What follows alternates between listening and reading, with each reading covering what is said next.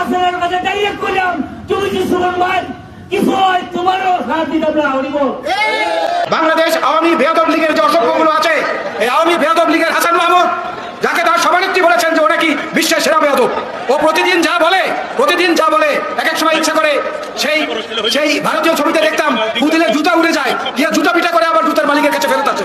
প্রিয় দর্শক, ব্যারিস্টার সুমন, তাকে কিন্তু আমরা সবাই চিনি। তার উপর কিন্তু অনেকবার হামলা করেছে অনেকেই, তাকে কিন্তু মেরে ফেলার হুমকি দিয়েছে। তো ব্যারিস্টার সুমন কিন্তু সেগুলা মানিয়ে নিয়েছে, কিন্তু তাকে যারা ভালোবাসে তারা কিন্তু মানতে পারতেছে না। অনেক বড় বড় নেতারা তারা কিন্তু বলতেছে যে ব্যারিস্টার সুমনের যদি কিছু হয়, তাকে যদি কেউ আঘাত করে, তাহলে কিন্তু বাংলাদেশে কিছু একটা ঘটে যাবে।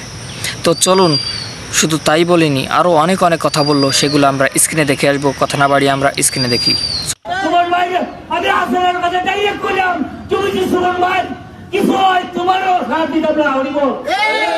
বাংলাদেশ আওয়ামী বেয়াদব লীগের যে অসভ্যগুলো আছে, এই আওয়ামী বেয়াদব লীগের হাসান মাহমুদ, যাকে তার সভানেত্রী বলেছেন যে ও নাকি বিশ্বের সেরা বেয়াদব, ও প্রতিদিন যা বলে এক এক সময় ইচ্ছা করে সেই ভারতীয় ছবিতে দেখতাম পুতিলের জুতা উড়ে যায়, গিয়ে জুতা পিটা করে আবার জুতার মালিকের কাছে ফেরত আছে। যদি সম্ভব হতো সেইটা করতাম।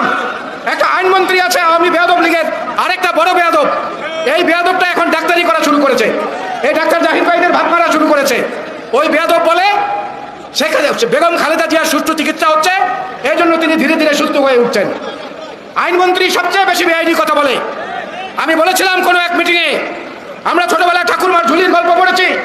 ঠাকুরমার ঝুলির মধ্য থেকে রাক্ষস বের হয়, দৈত্য বের হয়, পরী বের হয়, জিন বের হয়। আর আমাদের দেশে একটা ঠাকুরমা আছে, এই ঠাকুরমার ঝুলি থেকে পাপিয়া বের হয়, এই ঠাকুরমার ঝুলি থেকে সম্রাট বের হয়, এই ঠাকুরমার ঝুলি থেকে মতিউর বের হয়, এই ঠাকুরমার ঝুলি থেকে বেনজির বের হয়। আবার একটা অ্যাসোসিয়েশন দাঁড়ায় বেনজির ভাবে সমর্থন দিয়ে বিবৃতি দেয়, সাংবাদিকদেরকে হুমকি দেয়।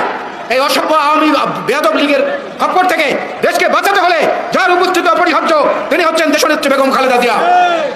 তাকে মুক্ত করতে না পারলে এই আন্দোলন, এই সংগ্রাম, এই বক্তব্য সবকিছুই মূল্যহীন হয়ে যাবে। তাকে মুক্ত করতে পারলে আমাদের দেশনায়ক তারেক রহমান দেশে ফিরতে পারবে।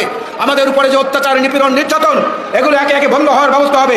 সুতরাং আসুন, সমস্ত মোহনার স্রোতকে এক জায়গায় মিলিয়ে এই স্রোত প্রবাহিত করে গণভবনে গিয়ে ধাক্কা দেয়, যাতে তাদের তখ্ত তাউজ ভেসে প্লাবনে চলে যায়।